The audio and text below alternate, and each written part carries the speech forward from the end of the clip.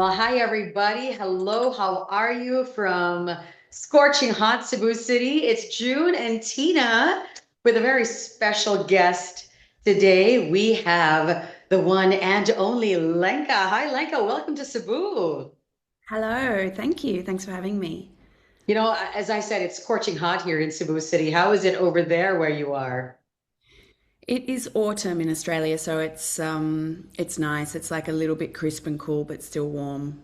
It's perfect, perfect weather. Oh, It's nice. It's going to get cold soon though. We're on our way to winter. all right. Well, a big congratulations to you. You got a new album coming out Yeah, I this do. I'm very month, right? excited. Yeah, Good days. I mean, good it's so days. appropriately titled because the world is in trying times right now, but good days from Lenka. I Tell us about know. it. I really lent into my whole side, trying to find the silver lining, trying to cheer up myself and hopefully the listener. And because one of the songs, Good Days, just came out, is kind of like a hope to have more good days, I just thought, well, that's the best title for the album because that's what we all want. If you bottle it down, we all want certain things as humans, and it could be expressed that what we all really want is just some good days.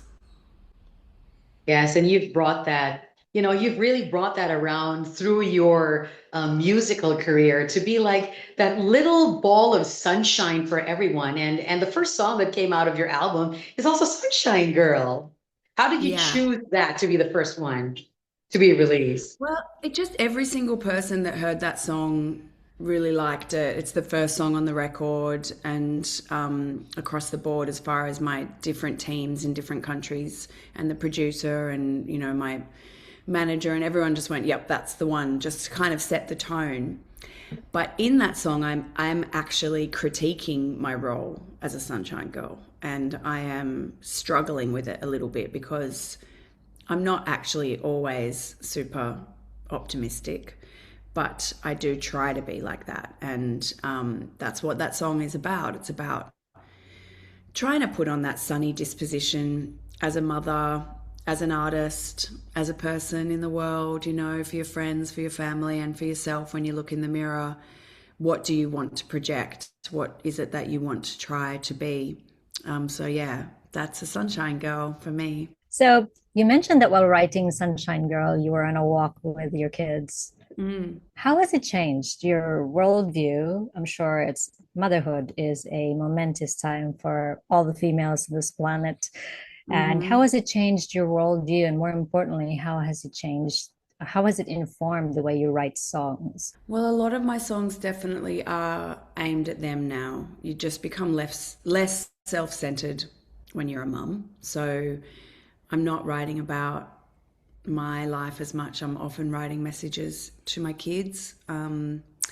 But when you say the word worldview, like that, my worldview did change a lot in a way where everything became a little bit more heavy because I think about my kids and I think about their kids and I think about, the future of the world because of that, or the economy or political stuff or what's going on in the world really affects me much more now. I used to not care. I was very self centered and just like, la la la, who cares? I'm just going to go and have a good time. And I still do think that, but I get much more upset about things going badly in the world now on behalf of my children. So I have to kind of pick myself up and not be all doom and gloom because they've got to live their whole lives and I will hopefully they'll fall in love and have children and I can't be here saying, the world's falling apart. I really try not to project that onto them. Um, so yeah, I'd say like a lot of my songs are directed towards them nowadays. You can't help it. I've got a 14-year-old and a 10-year-old now. They're approaching being grown up soon. So it's going to be all about them pretty soon. Yes, a very impressionable period in the kids' lives, right? Very, yeah. Yep.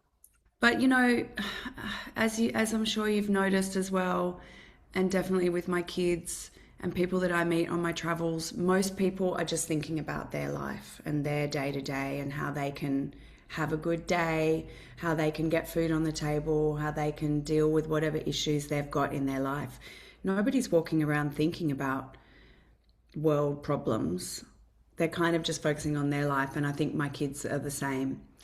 They're quite zeroed in on their day to day life and their friends and their schooling, and they don't think about the big stuff that much. There is a bit of philosophical stuff on this album. It's hard not to. Being a midlife person, I definitely am thinking about some pretty big things at the moment.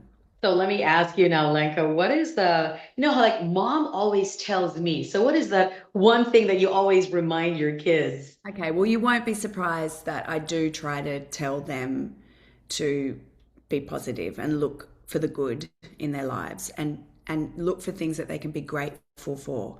Gratitude, practice gratitude. And I tell them all the time, you'll get good karma. If you put out kindness into the world, kindness will come back on you. If you put out gratitude for the things that you do have in your life, you'll get more good things. If you focus on the negative things, you're going to get more negative things. You're going to be a grumpy person. No one's going to want to hang out with you, and it'll get worse from there.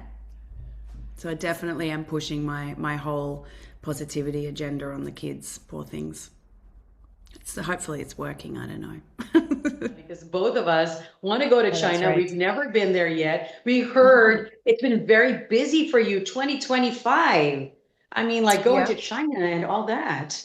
Yeah, and to add to that 2025, kind of audience that 24. you like. Yeah. The last few years, I haven't actually been this year, but basically like since the world recovered from COVID, I've been going over twice a year or more to play gigs and festivals, and I've been doing a fair bit of like TV appearances and things as well over there, which has been quite fun. And a little bit of collaborating with other artists, and yeah, it's been really good. I never thought I'd be someone that would get to do so much work in China. It just kind of happened organically, so I'm just going with the flow. Because it seems like a lot of artists would also want to get into China because it's so huge, right? The Yeah, market is huge. you do Yes. And hear that. I know. People always say that to me. Oh my God, how did you get? They always say like, how did you do that? And I'm just like, I don't, I don't actually know. But do you remember in 2011, 2012, maybe it was, no, it was 2013 actually. Oh, I can't remember. Somewhere around then, I had a song on a Windows commercial that Everything at Once was that in the Philippines? That came out of China.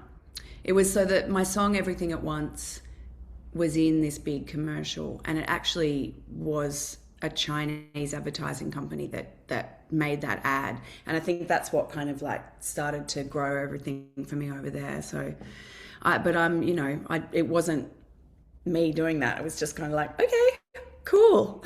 Here we go. so I was watching one of your interviews, Lenka, and then you said that some Australian radio stations don't play you. Do they still not play No. you? Mm-mm. Very Really? few. Yeah, I have never had a hit in Australia, sadly. But you're Although very, I I do have friends that are musicians that say you don't realize how lucky you are because you can just have a normal life at home. hmm. Most of my community don't even know that I'm a musician as far as my like kids, friends, parents and stuff like that. It's not a big deal. But I would love to. It's not for lack of trying. But my record deal was in New York. My whole career was set up in America, and I lived there, and we kind of branched out everywhere from there. And I only moved back to Australia when I became a mum. So I kind of missed the boat on building up my fan base over here. I did way more going over to Asia to promote those first singles than I did Australia. So yeah, sadly, haven't really managed to do that. So if you know any radio people in Australia, please tell them to play my song. Thank you. Just a quick review on what you thought about that, because that song became so popular back in 2024 when this Filipino artist, Shaira Moro, sampled your song. But that was resolved, of course. But how Yeah. did you feel about that? I think basically we turned it into a cover.